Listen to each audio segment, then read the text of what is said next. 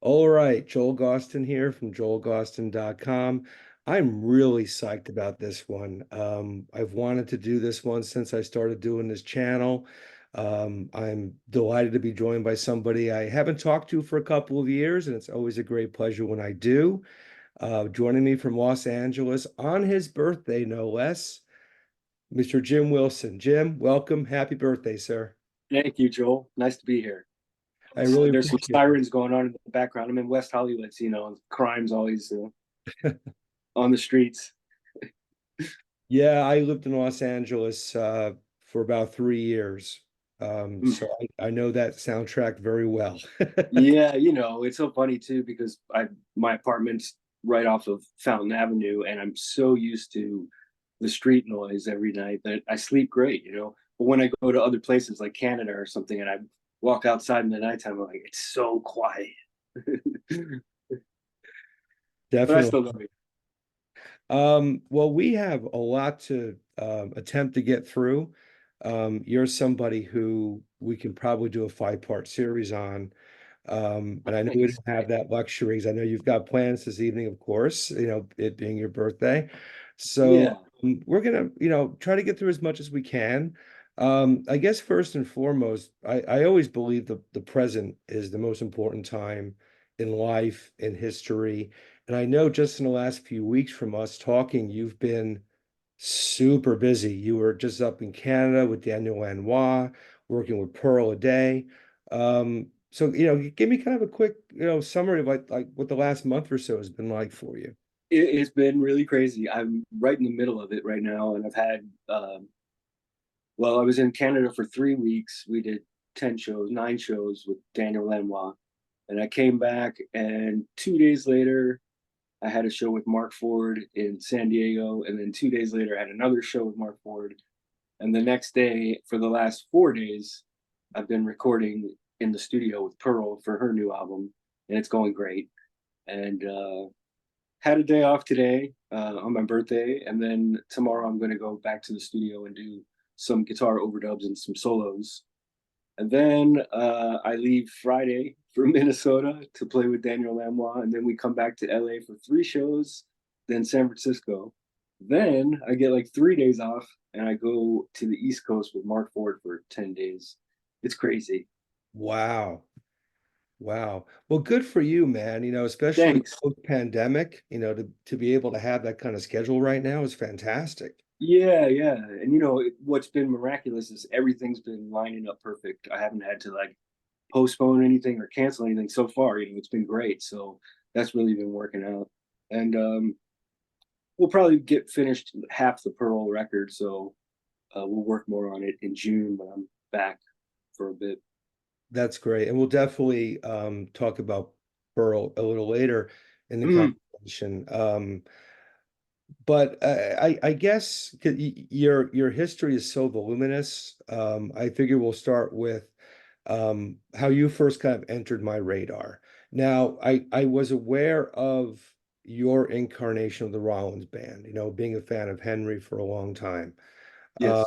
So I knew about that. But around 2000, 2001, I got my first gig professionally as a writer. At that time, I was hired to be managing editor for a magazine on the East Coast called Liner Notes. And Mm, this was like the age of new metal. So a lot of the stuff I got was stuff like Orgy and Linkin Park. Great right. bands, good, great guys too. I'm not, Yeah. but it wasn't ringing my bell too loudly. Because I listen to all kinds of music, but I'm a rock guy, kind of first and Hmm. foremost.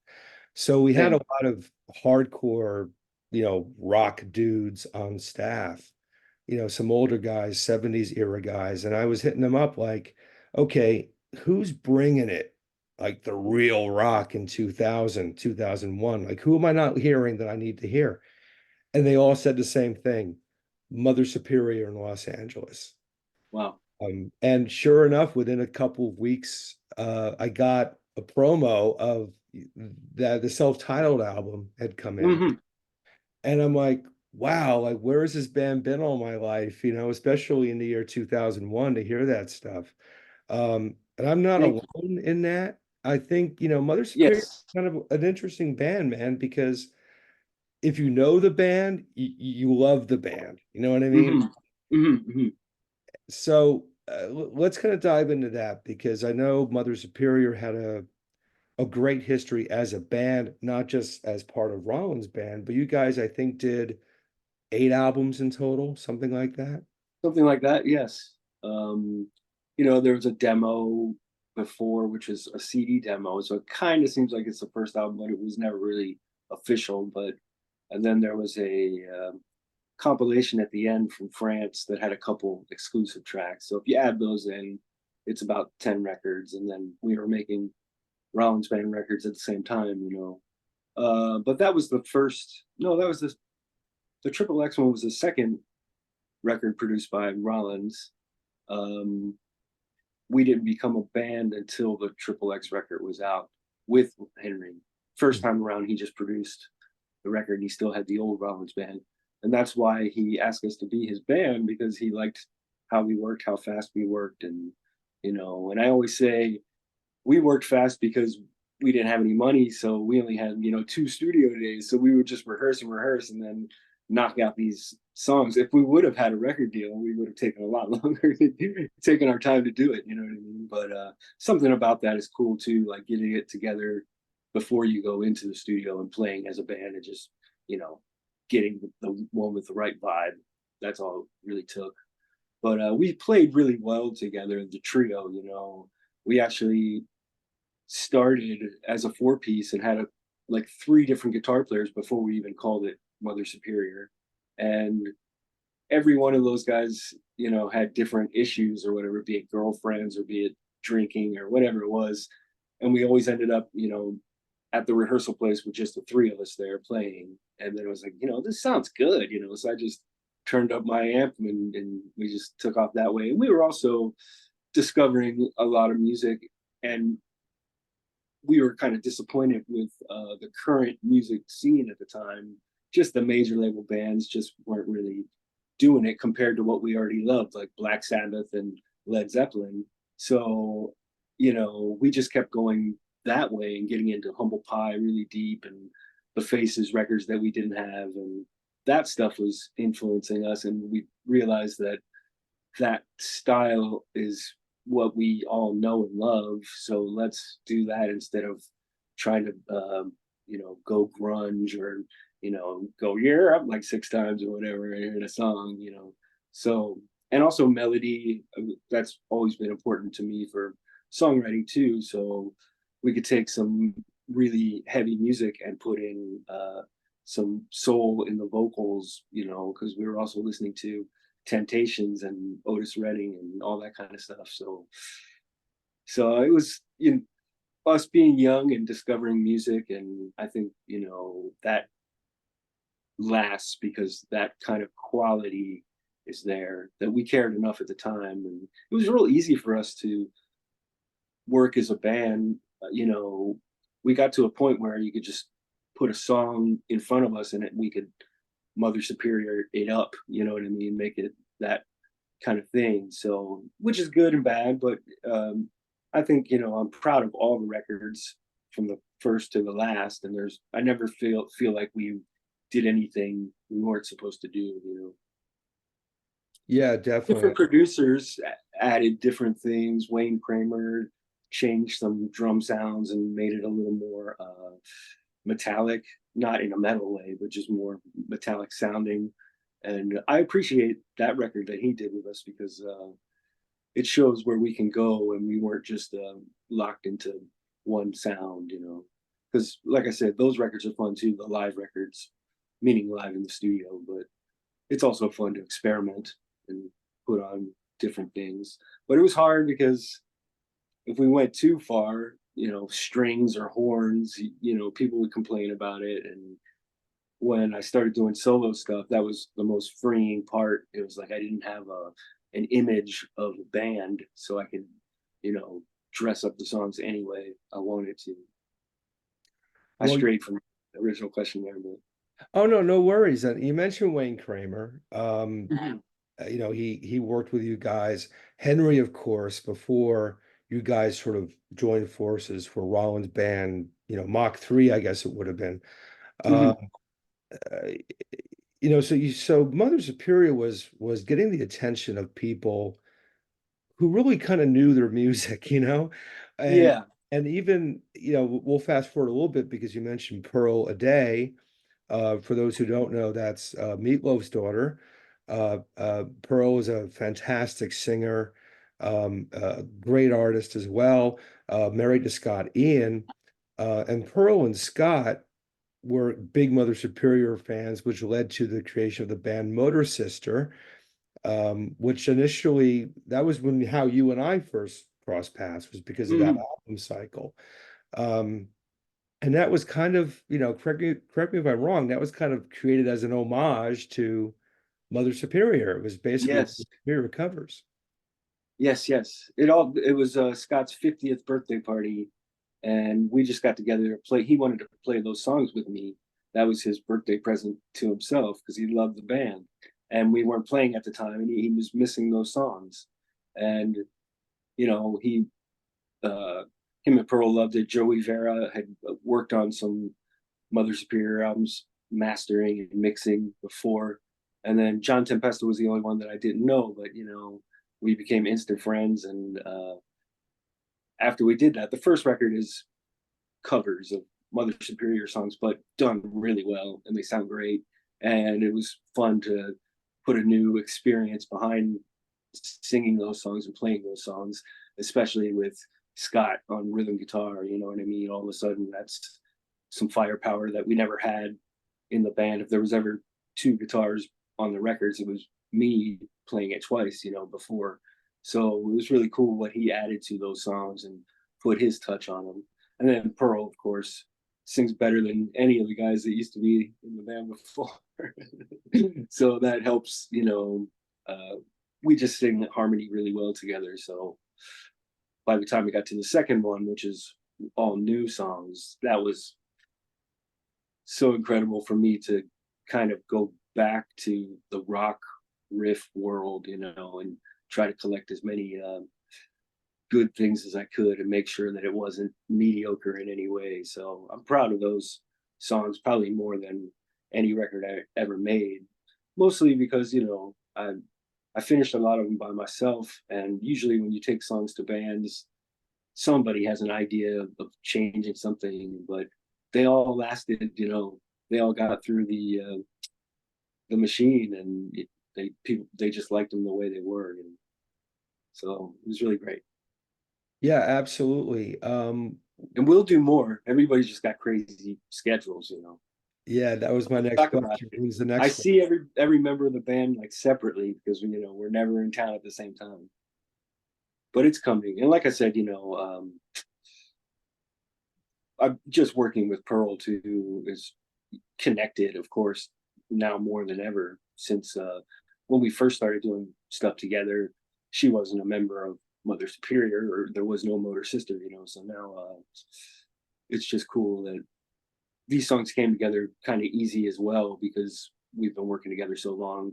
I kind of can tell what's going to work and what isn't going to work right away. And also coming up with melodies and stuff for her to sing, I can hear her voice that much more. I know, where it would sound really nice and where I can sing harmonies and things like that. Yeah. So we were singing yesterday, just some rough vocals, so we could have something to listen to, and it sounds really good. I can't wait, man. I'm such a fan of that project. Thank you. Yeah. It'll be big- here soon. I think Metal Blade, who put out that stuff, still has a page set up. I'll put that in the video description so people who are new to Motor Sister can check Yeah, that out. it's the Um, same kind of thing with Motor Sister. Anybody that hears it, loves it. Because everybody has a lot of the same roots. Um, Even sometimes if I take an Uber and start talking to the guy and he puts it on in his car, and then I get messages from those guys later saying, "I love your record," things like that. yeah, it's always rock solid stuff, man. And even with your solo stuff, which we'll talk about in a bit, um, Mhm. I always know without hearing a note that when a record comes out that you've done, I got to get it because I know without even hearing it, I'm going to be guaranteed a great Thank list. you. Yeah, That absolutely. means a lot. Thank you. Yeah, big I'll time. never let you down, Joel. No, you never have. You never have. I don't think it's possible, man. Thank you. Um, but I mentioned at the start of the conversation, I lived in LA for a while, and Mhm. the world's a very small place because when I was out there early 2000s trying to see like where the record stores were and what was happening, I a couple of times hit up Aaron's Records, Mhm. Los Angeles, Nice. which is where you had worked for a time, and I believe isn't that where you and Henry first got to know each other? That is, it's not the first time I met Henry. I met him at the place, a CD distributor that I worked at before Aaron's, but he wouldn't remember that. That was just, I worked in this room and we sold bootlegs. So musicians would come by and get these rare bootlegs. But yeah, it wasn't until Aaron's, he was a regular customer. He talked to him a few times, and maybe by the third time I had the guts and the ammunition, the demo CD to give to him. And Hmm. I remember he looked at it and said, "This is your band?" And got the call right away, that he thought it was really good, and if there's anything that he could ever do, let him know. And that was when Henry Rollins calls and says that, you know what I mean? It meant so much. And then by the time that he made another Rollins Band record and then got to know us and was going to just do a solo record and asked if we would do some songs with him on his solo record. He was going to have other people on it as well. But we just hit it off and became the new Rollins Band, kind of just like that. We just knocked them out one after another, same way. Combination of me having guitar riffs and also Henry having things in his head. He would sing riffs to me, and I would have to figure out the chords on the guitar, and that was really fun. And just being in a room with him when he's doing his thing is, you almost feel like nothing can fuck with you because Rollins is standing in front of you. You know what I mean? So it was great. And I know even today, Henry just came through in the last few months. He did a spoken word tour. Um, and I looked at his itinerary because I interviewed Henry recently, so it was around that time. So I'm looking at his itinerary and I'm like, this dude's like 63 years old, whatever. Man, it was like endless. I'm Mm-hmm, sure mm-hmm. people half his age and are like, I couldn't do that. Yeah, yeah, yeah. Mm-hmm. You guys, playing out in LA are suddenly in the Rollins machine, which is nonstop, full on. I mean, Even before the record came out, yeah, we were on the road. I It mean, was, one of those things where people didn't even know that there was a change in the band because the record hadn't come out and the curtain would open or whatever, and we'd be but once we started playing, it was, and I might have told this before, but one of the first gigs that we ever did with Henry was in Portugal, opening for Metallica. So it went from local gigs in LA for us to actually being on a tour bus and flying around the world with Henry, and people loving it and getting to share that experience, and all that later led to us getting to do those benefit shows and the benefit record for the West Memphis Three, playing Black Flag songs, which I never thought I would be on stage doing, kind of like Black Flag's greatest hits. It was so cool and inspiring, and you could just see the happiness in people's faces, especially with Henry singing those songs once again, which he hadn't done in years, maybe 15 years at that point. well, And he'll never do it again. I mean, maybe, but he doesn't, he doesn't want to do music anymore. yeah, it's been quite a while since he has, at least 20, Yeah, 20 years. yeah. He doesn't have to, the spoken word thing is so great, and he always felt like yeah, he didn't want to be the old punk rocker guy or whatever, leave it pretty and, in the past or whatever. But he loves that era, and he talks about the Mother Superior era and how it was his most fun time to make music because we just were prolific and we put out a lot of stuff in 5 years or whatever it was, if you count the internet records and the live records. And I think I think it's five. He added it all up. It's five studio records and three live albums, something like wow, yeah, that. Something like that. that's a lot of music. Yeah. In 5 years. In 5 years. Mhm. I mean, you know, bands take 15 years to do one record these days. Yeah, yeah, it was, we would record every little thing that we thought was cool, and then we would pick out the actual album, and then we would listen back to the stuff that got left off the album. And it was like, damn, this is good stuff too. Some things were a little darker, maybe like there was a song called "Rape," and things like that. But other than that, it was if you were a fan of Henry, it was all good stuff. Well, I wanted to ask you about the Black Flag thing because, um, over the years I've been in bands and we've covered Black Flag here and there. Uh-huh. And I think some people may think, oh, Black Flag, punk rock, easy stuff to play. No, no, no, no, no, no, no, Not no, oh, no, no, no. so difficult. I only had um, a little bit of advance uh I don't want to say rehearsal, but I had a friend, a really good friend in high school, and he was so into Black Flag. And when you're with your high school friends, you listen to each other's records, you get together and play everything. So he introduced me to that music. So I was familiar with at least, each song in a chorus kind of way. But yeah, when I had to actually figure out what the hell he was doing, Greg Ginn, it's pretty amazing stuff. And sometimes I feel like I remember when I would tap into, there would be realizations. Like I would listen to it and try to figure out where he's at on the neck and what he's doing. And then I would go, it would just like click sometimes. Like, oh, that's the pattern. Like so that was really fun. But yeah, I gave it my best. But especially when he solos, it's just otherworldly, So I tried not to mock it or Chuck Berry it. I just tried to get it as close to what his madness sounded like, and then all the time changes and weird chord progressions. It's pretty intense stuff. Yeah, And it's then a all, lot of like a minute and a half long, so it's either you either nail it or you don't. I mean, it's kind of like jazz in a way, Yeah, it is structurally. absolutely. Mm-hmm. It always felt like 90-second blasts of free jazz, those early records. Absolutely. Yeah, because it's even intense when he does instrumental stuff, It doesn't even need like a punk rock guy yelling at the front.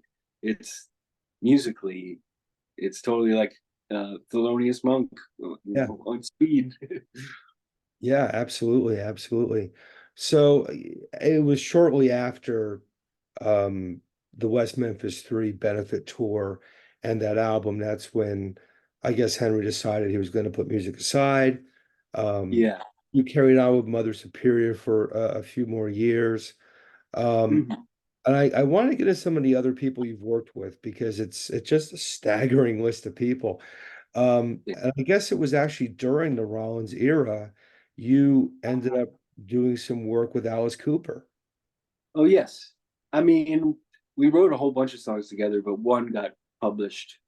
Can't Sleep, Clowns Will Eat Me, which is a great song. But yeah, we wrote a bunch. I wish more would have came out, but the producer that he had at the time, I was brought in through Bob Ezrin, because he was hanging around Rollins Band a bit and called me and said, "Hey, I think you'd be a good match for Alice."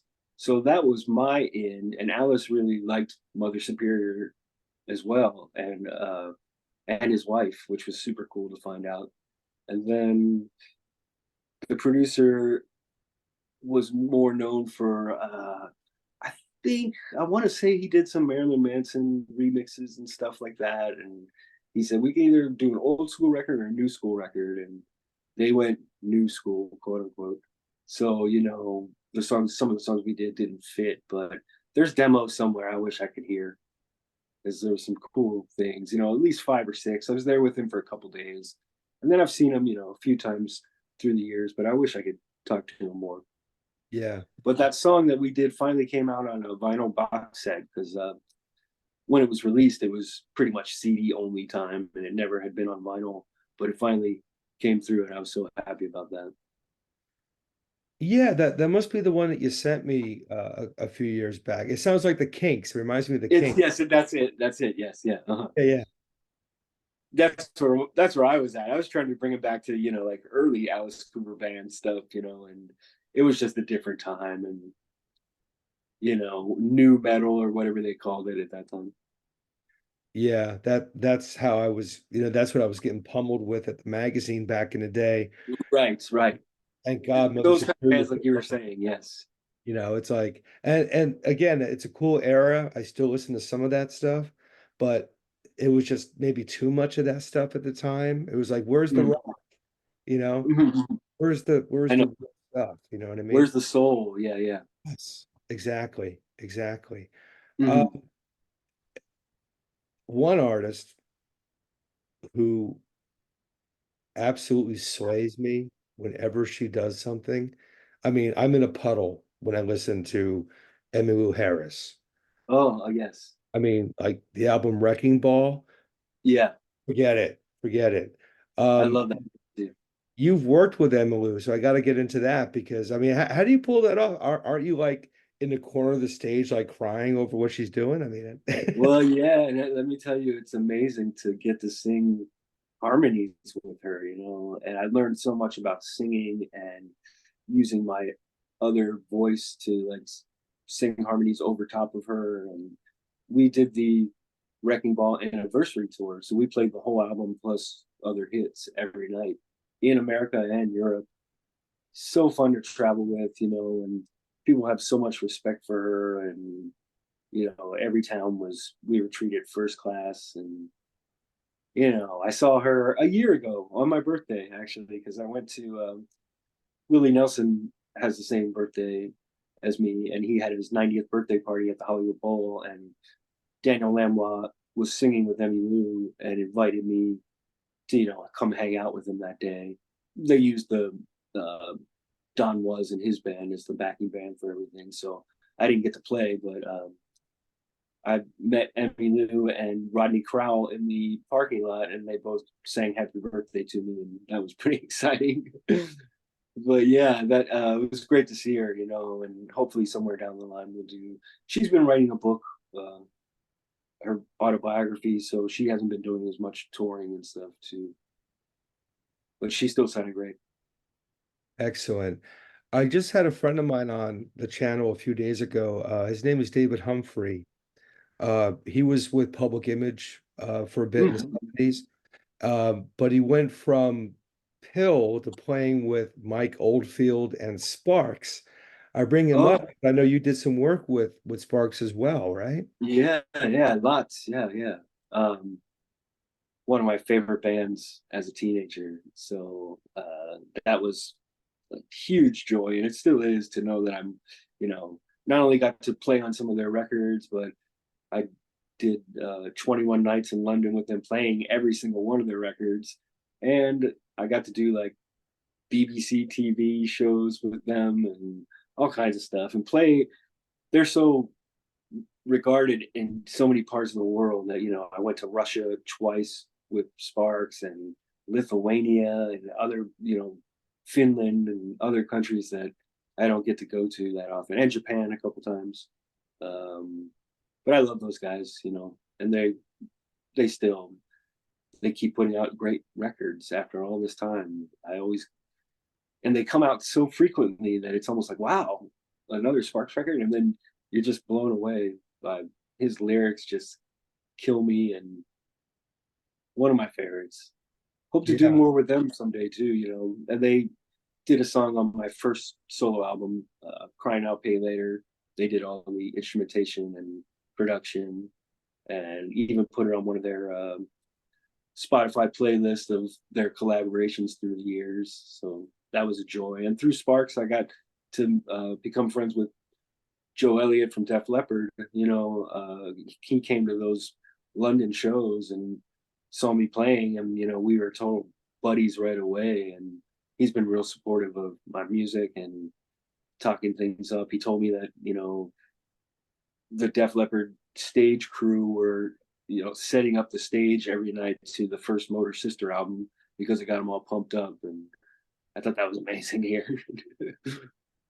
But yeah, all those little things and all my connections, they all kind of happen like that. And I never chased any of the, I didn't come to LA to try to find work with Rollins or, to try to join Sparks. It just so happened that at the time of everything, it was just timing and luck and, my respect for their work. I'm very happily been playing bass with Daniel Lanois for 20 years now, and I love his songs and I love adding what I add to them. And we now have a really cool trio with 3-part harmony. So the songs, after all these years, they sound different than they ever had before, and they're fresh, and people have been really loving them. This past Canadian trip, every night was just, never before had people stood up and did standing ovations between songs, not even at the end of the show, So I know we're on to something good too. That's wonderful. That's wonderful. Mm-hmm. Um, Thanks.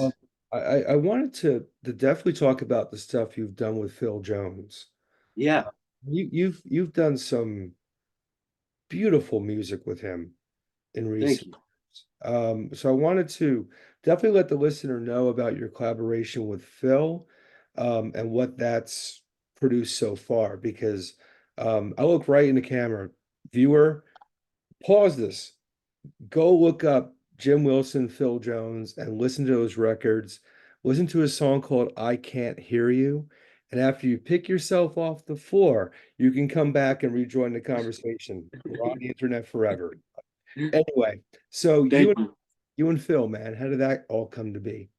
Wow, that came from when I was playing with Emmylou.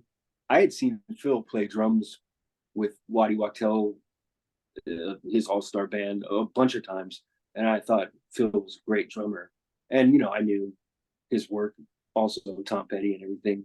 Um, but we met because I was playing with Emmylou, and Phil came to the show at the Wiltern, and I think he just said, got any songs? Bring them over. I got a studio, and it was as simple as that. And first 4 things that we recorded, we knew we were onto something, so it just kept going, and it was fun for me because it was like I said, the songs are a little more all over the place, but it's also everything that I listen to, from Marvin Gaye and Stevie Wonder to Kiss. It's just, I don't really put rules on my own stuff, because I think it's different to ask what a band sounds like, but I'm just a person that loves music, so it's as true as I can get to whatever style of music that I want to do. And fortunately, Phil responds and, not only puts a great drum track on it, but he has ideas about how to produce the songs. And I let him kind of run wild because I always enjoy what he comes up with in the end. Say, for example, I Can't Hear You. The first day that he told me he was going to put a flute solo on it, I was like, flute solo? And then it's perfect, you know what I mean? And then I realized how many songs that I love that have flutes on it. I'll tell you what, man, and I'm not just saying this is from the heart. If I sat down and wrote, the 10 perfect songs I've heard in my lifetime, there are a couple right off the bat. Old 55, Tom Waits on the list. Nice. You know what I mean? Like there's Uh-huh. Emmylou Harris, Wrecking Ball on the list. Yeah. Yeah. I Can't Hear You is on there too, man. I mean, Thank that's, you so much. Thank you so much. man. And it goes back to what I was saying. It's I finally got to, without hiding behind a band, I had the courage to do something even more soulful, you know, and sing the way I wanted to sing. And Phil's got great microphones, and his studio is pretty amazing. So so much fun. And we still have other songs, and we'll be doing more in the future. And we've been playing with Marc Ford together, you know, so we've been playing a lot more than as we used to record. But it's a nice, that's the other little trio that I'm in. And Marc Ford is just an incredible guitar player. And I'm happy I play bass with him as well. So I happily step aside on guitar for people like Daniel and Mark. That's great, man. That's But then great. when I after I tour playing bass and I come home and pick up a guitar, it seems so easy because the strings are so much lighter. And you know, Right. it's just like, oh, no wonder I play guitar instead of bass. So I know just your previous few weeks have been very, very busy. Um, what at this point does the rest of your 2024 look like? Well, there's more shows all through the summer right now, and then we'll finish this Pearl record. I'm gonna definitely do another solo record too. I've been starting to think about it, and I'm gonna start collecting little melodies and stuff. But I was trying to focus on this Pearl project right now because you know they're my songs as well, and that I write with her. So we still have to. There's some really exciting ones that we didn't do in this. We did 5 songs. We were doing one song a day, trying to get like a perfect backing track, and it's a really cool band. Uh, we have a new keyboard player that's been recording with us. His name's Harry Waters, and he's Roger Waters' son, and he's really amazing. And he's been adding some really nice acoustic piano and some old Wurlitzer electric piano as well. And it's really got a cool kind of, you know, we talked a lot about the Rolling Stones and how we wanted to like get a band playing together and get a vibe and try to capture that. But it's kind of been coming out a little more Zeppelin, I think. Like, and maybe I'm not talking, you know, rock and roll Zeppelin, but more stuff like Tangerine and Thank You and those kind of more somber Led Zeppelin songs. So it's really exciting. We every day we've been leaving the studio smiling, and it'll be fun for me because this is all this past weeks and everything is just kind of like been a blur. I can't even tell what day it is sometimes, what day of the week it is, you know. But I know we're doing some good work. That's fantastic. Um, Mm-hmm. you do work in radio as well, right? Well, yeah, I have a radio show. I have 2 radio shows. I just play vinyl for 2 hours, like an old school FM radio station, play whatever I want, and new stuff too, whatever comes through my collection. But I've been doing it for a while now, and it's still fun. I just do them at home, and you know, keep it simple. And sometimes if I'm on the road, I just he plays old episodes for that. I think that's cool too. Like I have reruns, you know what I mean? And then I have an afternoon 1 hour show where I just play stuff from my collection from radio show LPs from the past, like all the armed forces radio programs they used to distribute in the kind of like syndication, but they were all on vinyl back in the 70s and 80s. Oh And wow. they always have commercials and stuff. So it's really cool to listen to. That's called Radio Rewind. And my 2 hour show is called The Vinyl Shelf. So yeah, I've been coming up with like 3 hours of radio every week, as well as everything else. Now, where can people hear that? That's internet radio. It's called kongmonsterrock.net is the website. You can just go there and push play, or you know, it's on a bunch of different radio apps, and it's Kong Monster Rock. And also, I have a SoundCloud page where I put up the shows after they air, so you can listen later anytime. So I'll make sure you get that SoundCloud page too. That'd be a nice link to put up. Yeah, absolutely. And I'll put all that stuff in the video description so people can check it out. Is there currently kind of a hub for you to get kind of get people up to speed on your solo work, the stuff with Phil, anything going on like that where people can get your solo music directly or Yeah, well, Phil and I have a Bandcamp page, and all the vinyls on there. oh, cool. Everything's been on the records we've done together, 2 albums and an EP. They're on vinyl. Also, they're on eBay, and if you look them up, you can find them there too. Um, but the music digitally is everywhere as well, all platforms. Excellent. And I'm thinking about, I've been toying with the idea of maybe doing a compilation, a digital compilation of songs that I wrote, be it Mother Superior, be it with Phil, be it, the one I did with Sparks and the one I did with Daniel, things like that, and just have a little introduction to some of my music in one Oh, place. yeah, I please. had a good title for it too. Long story short, don't nobody steal that. Yeah. So Oh, that I'm gonna work on that by the end of the year as well. you totally should, man. Totally should. Yeah, thanks. That makes But me I feel good. can't hear you on that compilation. Okay, done deal, done deal. Um, I, I, I, I would be remiss if I didn't ask you, and there's no wrong answer to this question, and we can cut this part out if we have to. No, But I do see a guitar over your shoulder. oh yeah, Uh, it's a 12 string. I'm, can I get you to play some stuff? Sure. Let me lean it on my arm so I'm a little asleep there. Let me think. I didn't have anything planned, but I can probably sing you something. I don't know if I could do I Can't Hear You because that has too much falsetto.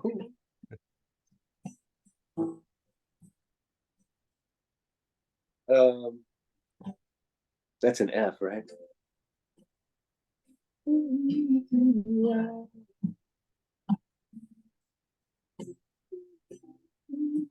Yeah, that's too high for me to just bust out in.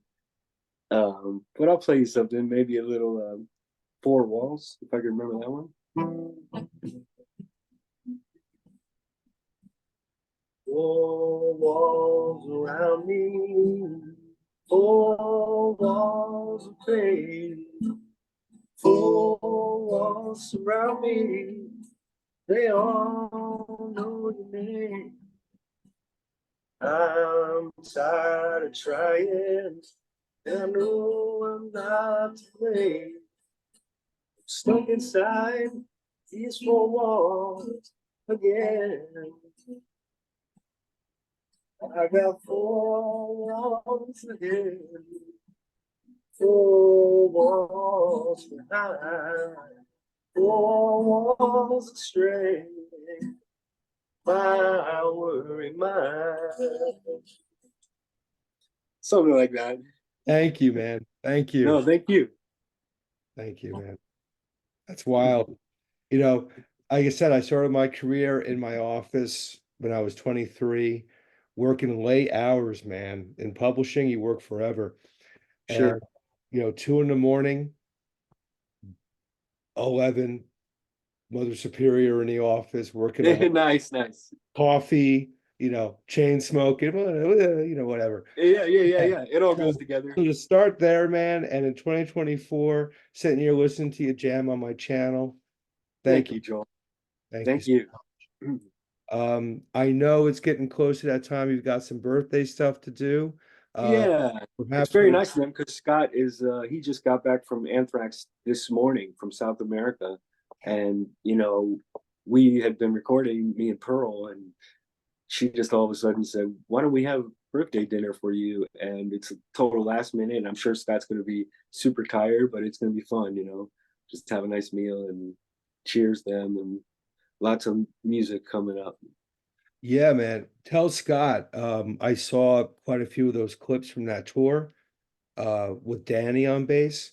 Yeah, You sound killer right now. Anthrax sounds amazing right now. yeah, they're such a great band. Yeah. Charlie's so great. He always blows my mind every time I see him play. And I got to do Scott's 60th birthday party this past year. That's funny because it was the 50th for the Motor Sister thing. But the 60th, we played 42 songs, all Scott's favorite songs through the years. I got to sing two, and then I sang and played on at least half of the set. and got to play with. At one point, I was on stage with Anthrax, except for Joey Belladonna. I forget who was singing, but Jerry Cantrell was there and Doug Pinnick, and we just had a great time. And Danny was there too. And so it was, every time you turned around, it was like We Are the World Yeah, for Scott's birthday. right on. Well, I hope you enjoy your evening with those guys, Thank you. and happy birthday. Thank you very much. Jim, it's an honor knowing you. It's a pleasure listening to your work. I can't wait to hear more. And thank you for coming on, and we'll have to do this again sometime. Anytime. Okay, great. Thank you, Joel. Thank you, See you Jim. soon. Bye bye.